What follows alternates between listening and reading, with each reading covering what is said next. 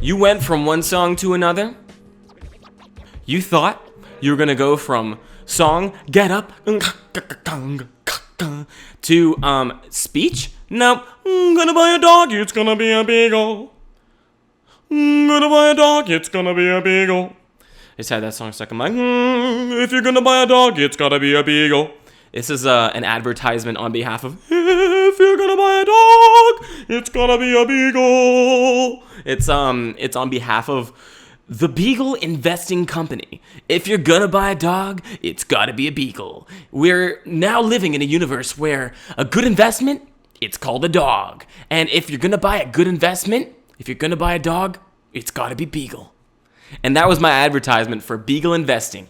Thank you, Beagle Investing, for being our brand new Beagle Schmeagle as one of the brand new sponsors for the podcast. It's most incredible that you've chosen to come along with us so early on in my podcasting career. In fact, I just got onto the Apple Podcasts. I'm on Spotify. I'm on YouTube. On none of those I get more than 10 views, but we got this $1 million investment company that's been following us. If you're gonna buy a dog, it's gonna be a beagle. If you're gonna buy a dog, it's gonna be a beagle. How often do you see a person and they say something to you like, "Hi, how you doing?" And you just imagine them go like, "Hey, how you doing?" Like, what if everybody had like an opera voice? Now, as somebody who believes in the potential of all the people in the world, I think that anybody can have an opera voice. I think that anybody can be singing and filling a void. I think that anybody can fill a void if they so choose. Fill a void with your voice. Fill a blank space. Find a blank canvas and use your words to paint a picture. If you are watching this and your aspiration is, I want to be a singer, don't comment it on an Instagram post, especially an advertisement that says, do you want to be a singer? Instead, I recommend that you instead put all your effort into being a singer. What? I thought you could just comment it on something. If you want to be a singer, invest all your effort into singing. What? I thought that some people were born being a good singer and others were born being a bad singer. Nope, that's not the case. If you put in hours of work, if you are on the spectrum of good singers, you can be one too. And anybody's on the spectrum, like they all said about autism. We're all on the spectrum. Myself potentially higher than average. Hello everybody. My name is Josh, your action movie narrator. This is episode 19 of the Get Up podcast. Now what could get up mean? Get up could mean get up first thing October 31st wearing your costume already. You are a skeleton wearing a costume of a skeleton. Do you realize that? As human beings, we are skeletons walking around wearing meat costumes.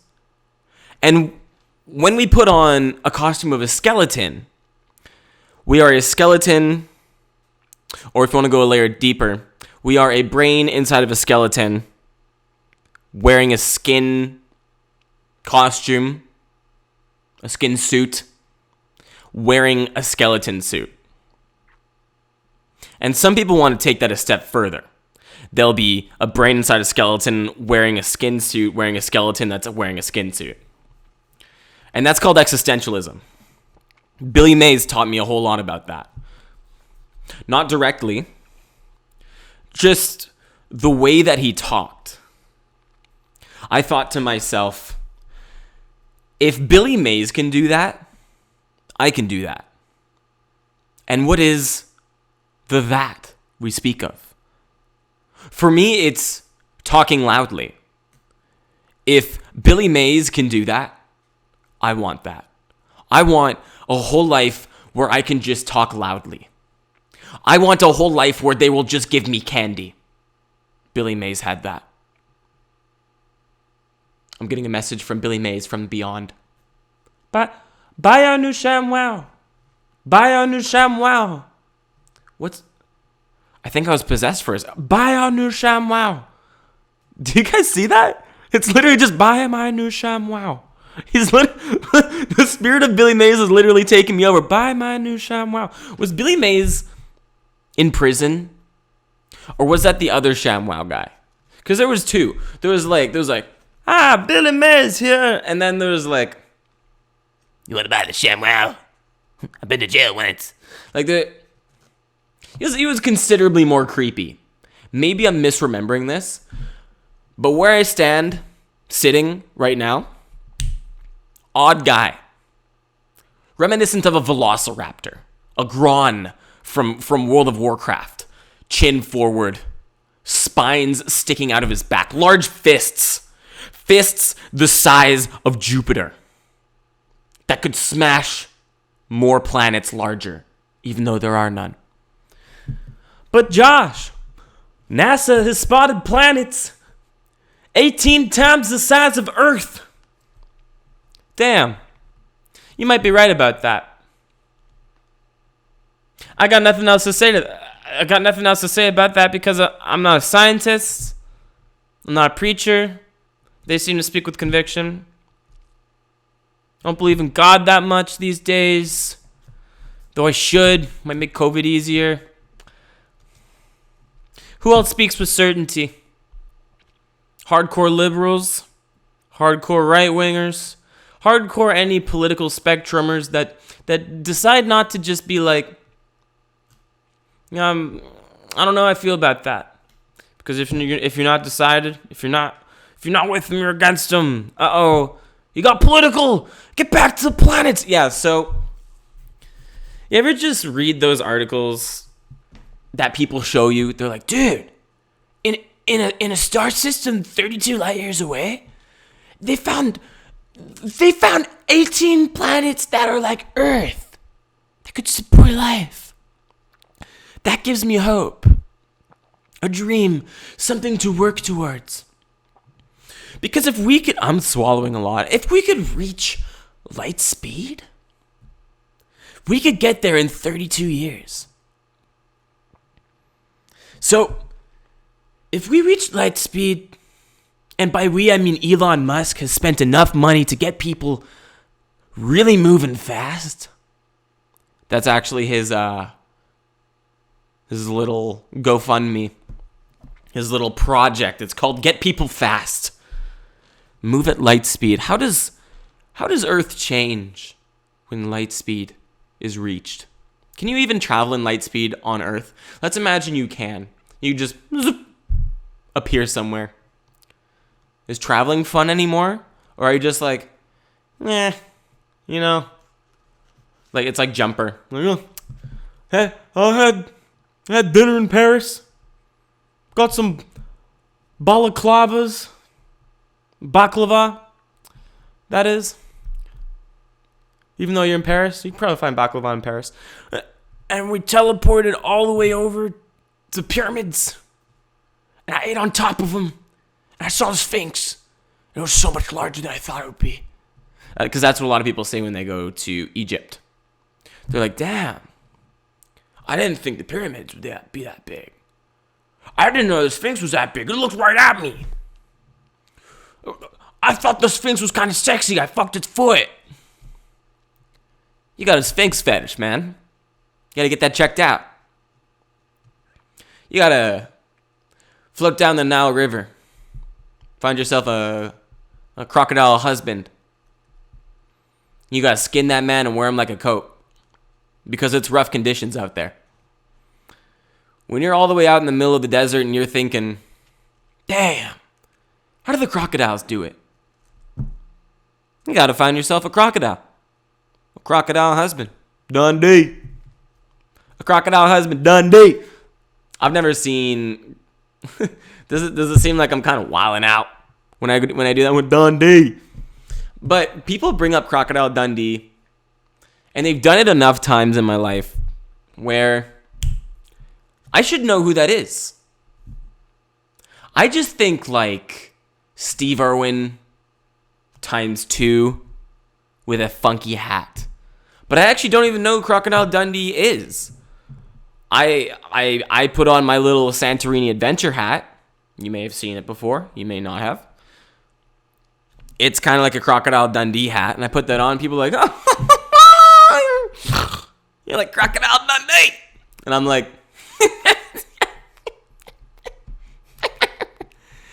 yeah. What? Yeah. Because I feel like I've got a solid grasp on who this guy could be. Oh, Crocky. Crocodile Dundee. We'll stick a thumb up its butthole. Wow. That may have been the best Australian impression that I've ever done. And it would be better if I had spent more time in Australia. I've been there for a week. A lot of people say that when you go to Australia, you got to go for a year. You got to go for at least a few weeks, a few months. Work on a farm or something. Whatever you do when you're traveling. Eat things. I went for like 5 days. I had school. What I didn't realize was I probably could have booked off school. Not like booked it off because, book off school. But just ditch it. But, I was pretty committed because I was in acting school. And you're part of an ensemble. Everyone leans on each other. If one person doesn't show up, doesn't do the work, brings the whole group down. I don't want to bring the whole group down. And for the other thing, acting school, they told me on the first day, you get out what you put in. And I gave it my all. And I got my all. I put in my all, and all I got was his hat. Just kidding, everyone. I'm still waiting for acting to give back. Even though it is an activity that does constantly give. Gives hope, opportunity, pursue a dream, right? Like, I've always wanted to be an actor, and now I'm pursuing it. May happen, may not happen, but that's the name of the game. But why was I talking about Crocodile Dundee? Because I don't even know what he looks like. I guess he wears a hat, and then I guess I was done talking about that. But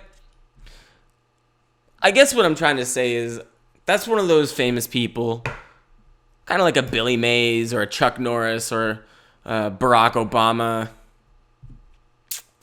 One of those people who you're just supposed to know who it is. Huh? Like Rachel May. Who's that? Huh? Is that a girl I connected with on Tinder? Nah, just kidding. I'm trying not to go on the dating apps these days because kind of dating right now. Kind of dating one person. And that's kind of nice because that gives me an excuse to delete the dating apps because things have gotten a little out of hand. Like, when I say out of hand, I mean like severe levels of loserdom. Like, I started paying for dating apps. Not one, many. And when you pay for Tinder, you get what's called Tinder Gold. Wow. The gold of the dating universe. We've struck gold here, fellows. The app should be offering that as a baseline. But I get it. Capitalism, right? I'm down with it, I think. I'm also lazy. There is some socialist policies that I'm kind of down. Like, basic income, I don't know. Could be a good thing, could be a bad thing. I'm lazy. Don't like working. Sounds like a good idea to me. The economic impacts, the socio-economic impacts, the social impact, I don't know. All I know is where I've grown up, and I know it's failed. I know that Feudalism has failed. Socialism has failed, mostly. Did I already say the feudal system? I've already lost political systems. The democratic system is doing okay. What other system is there? Like a tyrant. What is that? What is tyranny? You just live under tyranny. It's not an ism. You live under tyranny.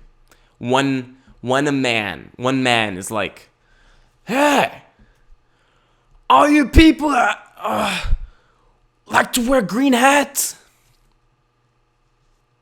you ever catch you wearing a green hat? Better not be that color, because I will get you with a gun to your face. That's tyranny. I don't want to live under that because I wear green hats. Is this green to you? Did I color grade the footage properly? You guys want me to get overly technical with the terms? Start talking about the ISO of the camera? Uh-oh, he's getting technical with the terms. He's lost me. Have no fear, non-technical Tim. I will not do that to you. I will never abandon you, non-technical Tim. In fact, everything that you do, I love. The way you look at your mom, lovingly, I do that with my mom. We connect. I love my mom. And you love your mom too? That's tight. That's how we connect. There's a little thing called connection right there. Non-technological Tim, your boy Josh, get together and love. Love happens, right? From there, all things can grow. Love is the soil that once pissed on, beautiful things will grow from. Love is the hyperbolic time chamber that Goku trained in. Love is like an old pipe being smoked by your grandpa. Because every once in a while, your grandpa has a heart attack. And your heart is where love comes from. Didn't even know where that was going. Anyway, I've been thinking a lot about my living situation in the middle of this COVID economy. Canada's got the CERB, the Canada Emergency Response Benefit. You get $2,000 a month, which is pretty livable. My rent's $750, but I do spend a lot more on clothing and food. I eat out a lot, and I'm not talking about sexual acts. I do those too. But $2,000 a month is perfect. I love that. I fuck with that. But that's not a forever thing. And then knowing that, I got myself a new job. You know, I'm working at this place. I think I've complained about it a few times. It's actually not a bad job. It's kind of nice. It's kind of like a rite of passage as an actor. My perspective on it changes from week to week, I think. But as part of that, I've been thinking a lot about my living situation. Because I live in the dopest house ever. It's the dopest shit. You just do what you want. You want to make art? Do it. You want to set up a podcast studio and shoot a podcast? Awesome. And even better, my housemates will be quiet during it. Fucking cool. That's because it's hard when, people are moving around and shit. That's tight. And I was thinking, what happens if all of this comes to an end? If I can't afford this living situation anymore? Because I'm an anxious type person. I like to figure out all my problems at once, which is actually not possible. Who knew? But a big butt.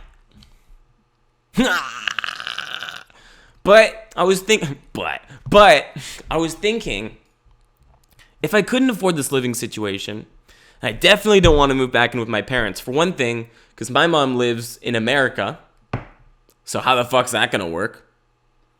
And then living with my dad, my stepmom would drive me fucking crazy. Just, we would butt heads too much. We coexist very well in temporary spaces, but I think I would stab myself living long term in that situation. So I was thinking, what do I do? I see a lot of people at the beach like to start the van life. They like to ditch their houses and most of their possessions, get a van, a Westphalia. Is that how you say it? Westphalia? Or something of equivalent cost and size. But they do that, make it their own. And I was thinking, okay, they gotta pay insurance, gotta pay gas, and there's the food costs and stuff. It's probably pretty decent for rent. It's kind of thrilling to live in a van. I've had very few possessions before. Like, I've got a lot of shit now living in the place that I live because, you know, when you live somewhere, shit just accumulates. Especially when you got money coming every month from the gov. That was dope. Now I'm just working. Everyone's got to work. If you wanted to do something you enjoyed, it wouldn't be called a job. How's that work? I don't know. But as much as the van life was appealing to me, there's a few big time drawbacks with that. One of them being the pee-pee poo-poo situation. How's that work? Huh? You poop in a bucket? And we put the bucket after. Say there's a bucket you could poop in. Where do you do it? You gotta find a corner all the time? Oh, no thanks. Then where do you store the bucket? You don't put it inside. Don't go over there. It's my poo-poo bucket. Yeah. Lady's gonna hate that. You're gonna hang off the side. Like it's a fur, and you're a fur trader who had a car.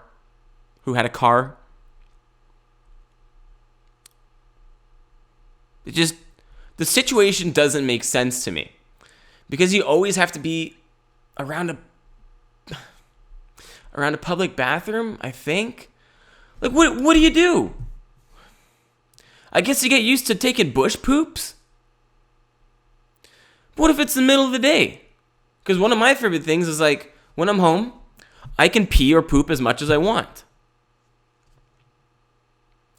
But when you're in a van, you gotta go somewhere to pee and poop. I hate that shit. Literally, shit. Ugh. But that was one of the main drawbacks. Because one of my creature comforts, being a creature myself, is I was just looking at my teeth in the screen. Very shiny, just because of the way the lighting is currently. But it's probably the ISO on the camera. Non-technical Tim, very sorry. But one of my creature comforts is having a home where I can pee and poop as I please. Because as a human, especially in the modern age where you eat and drink a lot, you drink a lot of coffee, which is a dehydrant. It'll also make you have diarrhea if it catches you unaware. You know, it sneaks up from behind you and diarrhea, and you're like, fuck. I was really trying to get somewhere on time. And you're like, you gotta poop 4 times. Just me? Okay. But, one of my comforts is that when that happens, it happens a lot because I eat spicy food and I drink 2 cups of coffee a day. Trying to move that down to 1. Little thumbs up for you guys. What do you do when that happens? You gotta go into a public bathroom. It's a hot day. It's 30 degrees. And you gotta go into a public bathroom? No, dude. The floor's wet. You gotta wipe the seat. Sometimes this is the situation at my house anyway. But it's with fluids you don't know or understand. And you're sweaty and there's so many germs and it's COVID times. And you gotta poop on that. Dude. Not fun. Especially if you gotta make 4 trips. I go into a public bathroom. I know it's the only time that day I'm gonna be using a public bathroom. Thank God. But you live in the van life. Coffee sneaks up on you. You poured a whole bottle of Tabasco on your eggs this morning because you suck at cooking. Can't relate. I'm pretty dope. But exploding. Your butt is exploding. You are making return trips to that place. You are making a home of that public bathroom. Ugh. Gross. And then there was another flaw to this idea. I'm sure there's many flaws to the van life. And I may still end up doing it one day. Because a nomadic existence sounds very flowery. Yeah, ideal. Oh, yeah. The air conditioning situation. I've seen larger van life, like big vans, where they actually like hook up an AC unit to the back door. Very smart. But say you're staying... But... I love butts. Say you're staying in one of the Volkswagen ones. Because they don't make the big ones. Those are cute. You know. Those are probably meant for camping, not living in. But... Do you just sweat? Like, I'm sure there's people who live in very hot climates who just don't have air conditioning. But that sounds really uncomfortable. Yeah, well, if you're going to be living in a van, you better get used to being uncomfortable. It's not a comfy way of living. But it's cheap. I understand that, angry guy. And I'm not sure who made you angry. Is it your mom? Your dad? Your uncle? Yeah, it's probably the uncle. Anyway, let's cut to a little commercial break. I'm going to get a Gatorade. I always clap twice.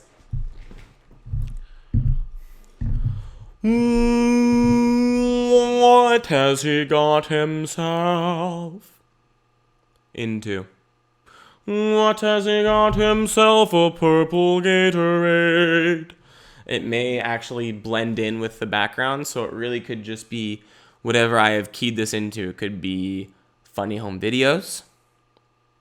Could be a tour of a cruise ship. Could be slow motion footage of lava. Could be any of those. And now I'm going to drink that background. Ugh. Dude. You drank right into the mic. You may as well be coming on us. If you're going to go that far, you may as well be pissing in our eyes. You're going to drink on camera. Can you guys hear my throat when I swallow? I've been swallowing a lot. Your mouth ever just have your mouth on your face? No, you ever just have a lot of saliva in your mouth? What causes that? Hydration or dehydration? Do you think like you're overhydrated and so you're overhydrated and so your body being 80% water, yeah, I don't know, 73% water,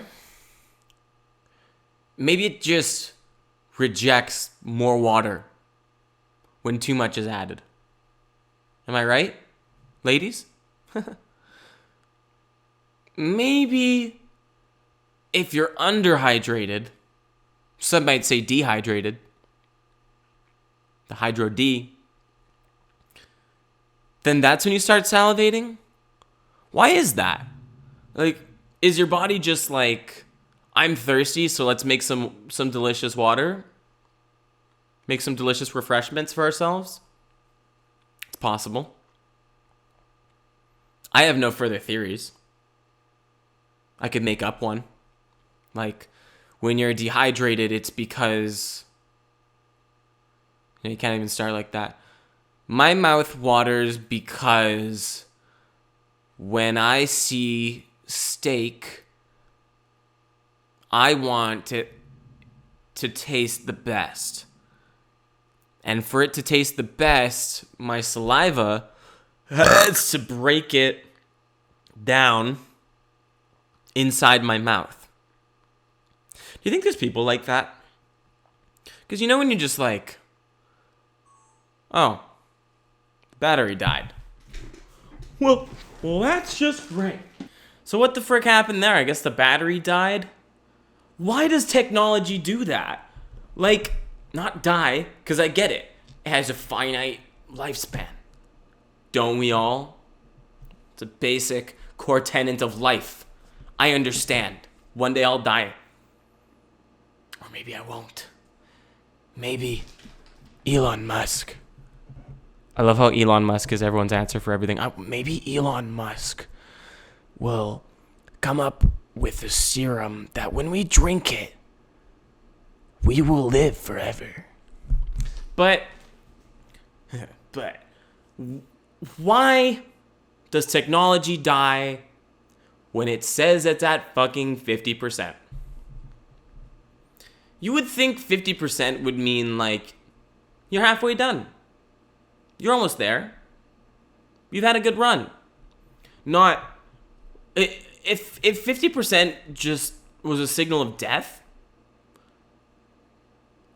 What the fuck? I had really high expectations for you. The symbol you put on the screen, 59%, you lied about your potential. I would have preferred you would just be honest so I could change the battery. And now I'm getting all worked up because a battery lied to me. Because a battery thought that by raising my expectations, really tricking me, they could gain my appreciation, my blessing. I'll tell you what, fucko. I changed you. I discarded you from the camera. Threw you into the abyss. Actually, I don't even know where I threw it. Away. I've forgotten where I've placed you. Faulty battery. And now, another one of your kin has been placed inside of the camera. Another faulty one. Less power than I ever imagined. 57% battery. I thought I had charged you. I thought I had taught you something. I thought I helped you live up to your full potential by placing you inside of the battery thing. The charger. I thought I made you feel real good. Full. Filled up. I taught you what it meant to be full of life. Potential. And now what the fuck are you? Half of what you used to be. I rely on you for a very important task. Maintaining the life of that camera. And you have failed me. And for that, I will continue to use you because I have no other choice. Like a friend who has something you need. Continue using them. Like the dark side of thinking. A friend who has something you need. You just use them. Until one day they're all used up. Dried heap of leaves. Because when you use someone so much, they turn into leaves. Really hurts my voice to talk like that. And it hurts my soul to feel like that. It brings more joy to me to bring people up in this wicked world we're living in. I had a funny thing happen at work today. It was just me as the assistant to another server who was pretty much running the shop.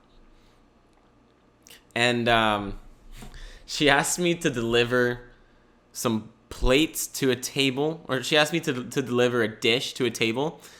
And she described the table as, because there's two ladies sitting at that table, and they're eating and stuff. And she was like, take it to the ladies with the wigs. And then I was baffled. I was like looking around the restaurant like, oh shit, which one's the ladies with the wigs? And then she pointed me to the correct table. I took the food to them. And when I delivered the food, I was like, whoa, those are really dope wigs. I didn't even realize they were attached. And then I came back and I asked the waitress, like, hey, I took the dishes to the ladies in wigs. She's like, which ones? I was like, those ones? She's like, oh no, I meant the ladies with the wings. Like hot wings. But imagine this was a stand-up bit, because I've been doing a lot of stand-up recently. Now I'll go like, oh, which ladies have wings here? All the people I see have arms, legs, and other appendages. And then it would get further and further more complicated. What's really pissed me off more than the battery dying on me, the little invisible spider webs in the dark when I'm outside coming back into my house. I walk through several because I think spiders are pretty careless with what the fuck they do with their homes when they fall apart. Maybe humans are too. But sometimes the webs just go flying. Or you get one of those like shoot for the moon, land in the stars type spiders where they spin one strand of web over a large expanse. Like, what are you going to catch with that? You got to focus all your webbies in one zone. Like one of those life coaches that says, if you're feeling spread too thin, focus all your efforts in one area. You've got too much on your plate. Those spiders need that life coach. Because they're not going to catch anything spinning one web across an alleyway. I ran into multiple of them. And then it tickles and you get this like very human reaction to the spiderweb tickle of like, oh. But I couldn't see or quite figure out where the spiderweb was on me, and it just made me feel very schizophrenic. It made me feel just like, because I'm just walking through this alleyway and I'm just like, because that's not even a schizophrenic thing. And if you have schizophrenia in your family, I'm sorry. This is my apology. I am sorry for saying the S word. In fact, I am going to donate 10 cents to the S word charity. Yeah? You guys happy now? Anyway, that was pretty much all I had to say for today. I was, for some reason, I was kind of worried about this episode. Not during shooting it, because I feel great right now. But before, I was like, How many more stories of my life do I have to tell? I think I told one story today, and it was like a 5-minute thing. The girls with the wigs. Sometimes you just let the tap run. Yeah? I'm satisfied with that. So, thank you guys for joining me. This has been Get Up with Josh Dohy, episode 19. And wash your hands. And after doing that, touch your fucking face. Actually, maybe don't do that. Maybe that's like pro-corona propaganda. Wash your hands and then turn them inwards. You guys following along? And then grab the nipple and then That's my exit. Bye now.